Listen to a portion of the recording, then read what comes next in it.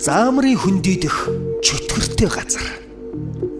Заамрын хөндийг чөтгөртэй хэмээн дээр үеэс хилэлцэж ирсэн түүхтэй. Урд гамин цэргүүдийг олноор нь хядаж цусд тулаан болж байсан болохоор хүмүүс үнд нийтгэн.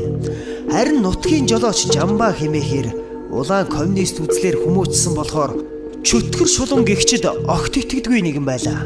Тэртех 1986 оны 100 манер түүндээ баахан ирдэж чөтгөрийн хөндийг оройхон дайрч ширүүхэн туулгаар гарчтэй.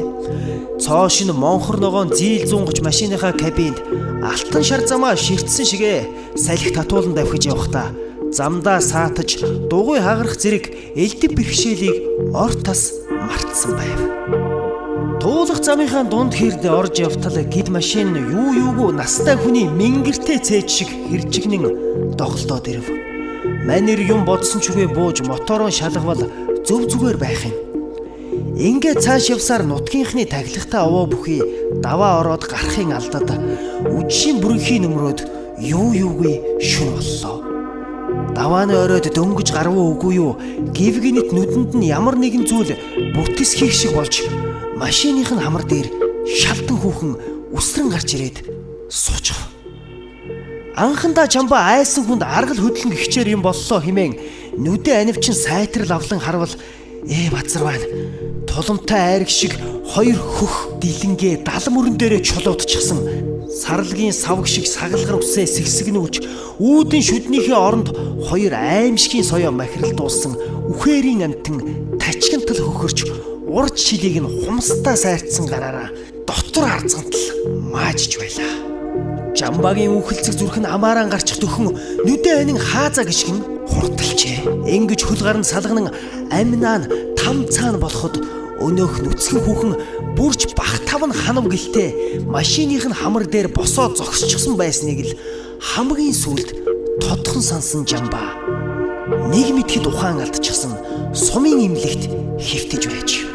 Тэгхнээ нөгөө хий үзэгдэл таарсан давааны бэлд ачиж явсан алим, саван, авдартай архинууд нь талаар нэг тарчихсан машиных нь дөрвөн дугуй дээшээ харж дөрвөлчин твшин урууга хөмөрчихсөн байсныг нар мандсан хойно үхэр хурааж явсан 108 өвгөн олж авсан гэдэг.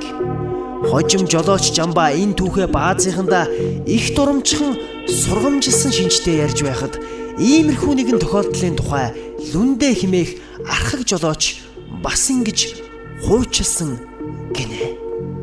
22 дугаар баазын Лүндэ саятын шартын даваагаар оройхон давах санаатай өгсөж явтал засмал зам дээр нэгэн өлгийтэй хүүхэд тэрэлсэн залуухан бүсгүй гар өргөж зогсох юм гинэ.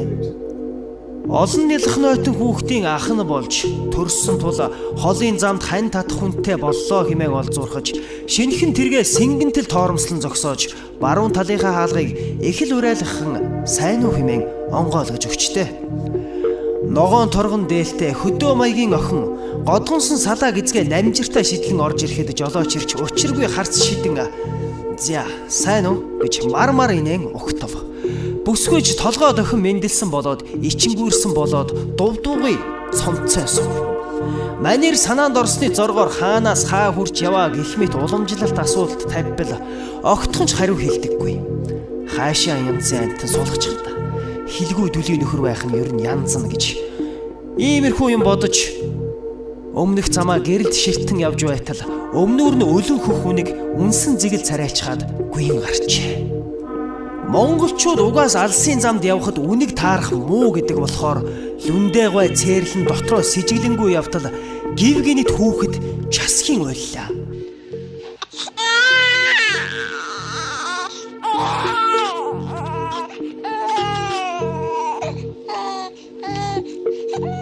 Өлгийтэй нэлэх хүүхэд сонин биш гэлээч нэг л хачин совин татаад кабиныхаа толинд хажуудах хүүхнээ аживал хоёр завжаараа цус савируулан хүүхдийнхээ толгойг зажлан идэх үцхүүе ухаан тавьж лавшруулан харвал яа харахгүй нөгөө хүүхэн чинь нүд нь аимшигын гялалзан өөр рүү нь гар занган цустай шүднийхээ завсраар хүүхдийн ялх хонгор дайгтай зулайг шижгэнтэл ажиллах нь.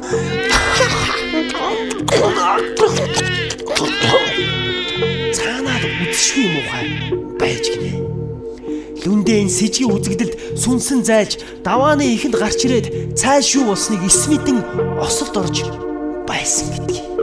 Сүүлд сонсвол хүүхдээ иддэг эмэгтэй төрөл арилжсан сүнс байсан гэдгийг. Замд явахдаа болгоомжл.